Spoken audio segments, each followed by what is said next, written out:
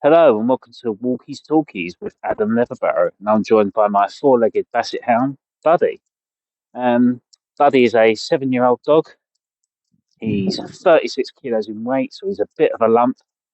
Um, and I wouldn't say he was much of a walker, but I'd say he's definitely much of a sniffer.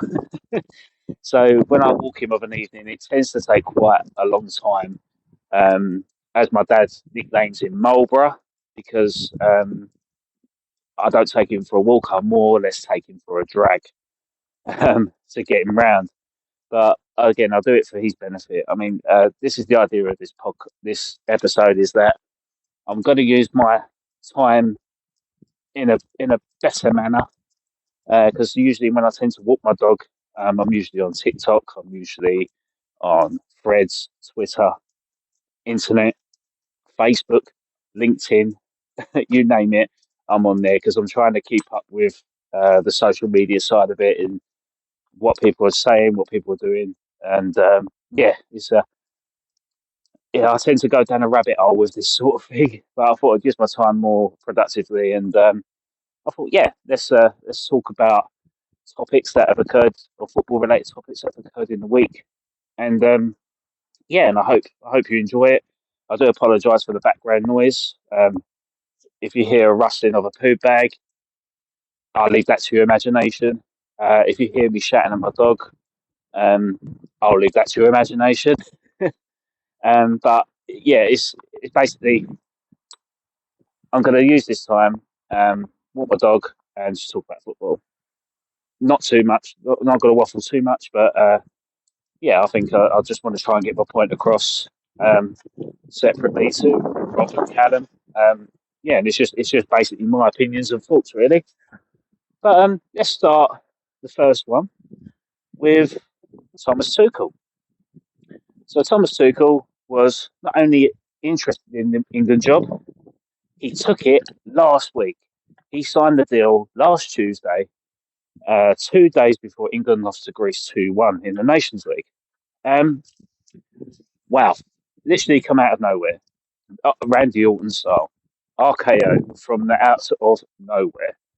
Obviously, we knew that the FA were looking at candidates. I mean, there was obviously um, links to Lee Carsley. So stepping up as Southgate did. But I think the FA appointing a German manager to take over the English team is the right move. I think he's the best person available, and I think he's the person that may just take us that extra step that we need. Um, yeah, I get the uproar of the fan base. I get the uproar of ex-players. I get the uproar of ex-managers because they want to see an Englishman take the top job. But this is the question I have to ask the FA. Have the FA made a rod for their own back? Because if the FA had done their development correctly in terms of how they treat players, because we've seen the players thrive under the development, especially at youth level. We've seen Steve Cooper, a Welshman, might I add, win the Under-20 World Cup with the likes of Phil Foden and Dominic Solanke. And we've seen Lee Carsley, an Irishman, win the Under-21s Euros with Cole Palmer, Morgan Gibbs-White, and so on. So the question is England, I know these are people who have developed through the FA, but is the FA producing enough English talent to coach teams? Because it's a big question mark, isn't it? Because I can't really say that there have been many England coaches out there that are world class. I mean, I think there was a top 10 study the other day of how many world class English players there are that are over 100 million in value. And I think there was about six of them. I think it was like Saka, Foden, Bellingham, Rice. And I'm pretty sure there's plenty of others that are in that conversation. But the top 10 is filtered with, well, not filtered, liquidated with English talent. But is there a coach who's going to get the best out of them? And the answer is no. There's no English coach out there at this present time that meets the criteria to manage this top job. I mean, people can argue and say, Eddie Howe. Eddie Howe, for me, is not a top tier English coach. Don't get me wrong, he's done a fantastic job at Newcastle. He's been excellent. He's been great for that club. But ask you this: if there was a better manager available that Newcastle can get without breaking their PSR rules, they'd get one. They'd get one. They're already talking about getting Jose Mourinho in at some point. But I think Eddie Howe is just a convenient sort of manager. And also, the other manager that people laugh, but someone said this on Twitter the other day and said Steve Bruce is still in employment as an English manager, and he's like one manager of the month for Blackpool or stuff like that. It's like Steve Bruce, like you got Eddie Howe, and then you got Steve Bruce, and then you got other players, managers like Graham Potter, overhyped, took a big job, flopped big time, flopped big time. It's a sorry state for English coaches. It really is.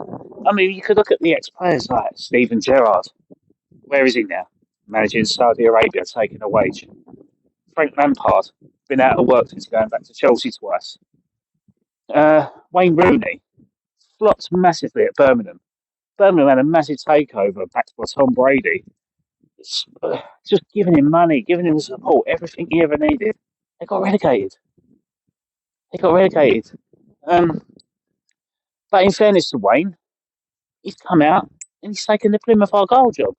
And he's slowly developing into I think is going to be a pretty good coach. I don't think he's going to be top tier, manage the England team level. But he ain't going to be that bad. But again, there's pundits as well. There's pundits out there that you've got Gary Neville, you've got Jamie Carragher, Rio Ferdinand, Michael Owen, world class players, absolutely world class players. What are they doing? What are they doing with themselves? They're sitting on a sofa talking to Gary Lineker or Roy Keane, or they're talking to people on TNT Sports, giving their views, giving their opinions.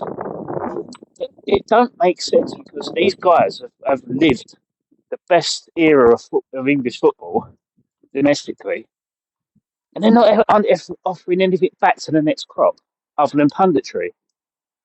Gary Neville had a go with Valencia, but let's be honest, he got that job via his mate because his mate was also invested in Salford City. So he kind of done him a turn and said, "Here, look, could you manage my team for 6 months?" And flopped massively, and basically that ruined his career.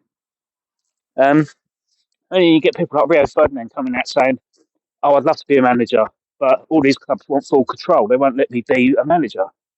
I'm sorry, you've got the experience there to coach the next crop. Go and do it. Go and do it. Do what your brother's doing, Rio. Anton's becoming a coach. Anton's going out there teaching the next crop. There's videos of him at West Ham with Mark Noble, Bobby Zamora, Marlon Harewood, all ex-West Ham players, all going out there and coaching 13-year-olds and telling them what it means to be a footballer, telling them that's what we want. We want that. Imagine if you had people like Gary Neville and Jamie Carragher going to soccer schools and teaching the next players to come in and in-game management. I'd love to see that. Love to see that. But then other ex-players that have been fantastic have just flopped. Tony Adams, Sol Campbell, Paul Scholes. The list can go on and on. This can go on and on of all these world-class players that just don't do it at coaching level. And honestly, you've got to look at the FA on that. You've got to look at the FA in terms of the lack of support for these golden generation of players. So what are they doing to encourage the next crop? An argument could be had that Ashley Cole could be the one that breaks that mould. Learning in the background. Fantastic England footballer. Has a passion for the game. He's got a fire in his belly. That's one to watch, I think, Ashley Cole. But at the moment, would you give Ashley Cole the England job? And the answer is no. So who's the best suited person for that job? And that is Thomas Tuchel. Thomas Tuchel was a serial winner. He has won domestic trophy after domestic trophy after domestic trophy in 3 different countries. He's done it in Germany for Borussia Dortmund. He's done it in France for PSG. And he's done it at a European stage for Chelsea in a short space of time, taken over from another ex-England international, Frank Lampard. Yeah, let's put things into perspective. He's a world-class manager. He's a world-class manager. And England need a world-class coach to take him over and to get him over that final line that Gareth Southgate almost late made us cross.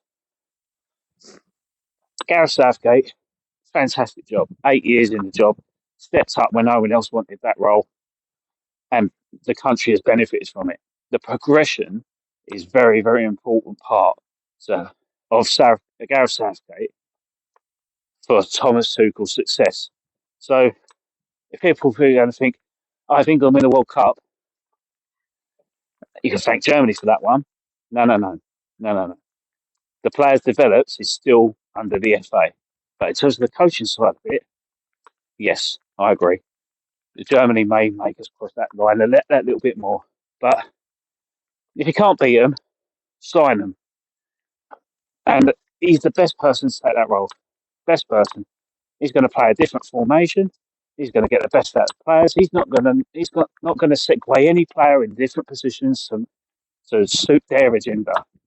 He's more worried about results on the pitch. All about the football. So there you go. I'm in favour of Tuchel. I'm in favour for change. If people are getting the ump with the fact that we're using foreign imports, I think we just need to have a look at the history books here, because we've had plenty of players that represent England that come from offshore. You've got John Barnes, Luther Blissett, Raheem Sterling, all come from Jamaica. You've got current centre-back Mark Gahey, born in Ivory Coast. And on Sunday just gone, when we beat Finland 3-1, we had 3 players that wore an England shirt that represented Ireland at youth level. So I think we need to be a bit more. Let's not throw stones in glass houses on this case. But I'm all for Tuchel. He's going to get my back in, and hopefully he can finally bring it home via Germany. Please don't forget to like and subscribe us on Twitter at Dad's Dad Job Pod. You can find us on Spotify, Amazon Music, YouTube, you name it, we're there. Thanks for listening, and see you next week.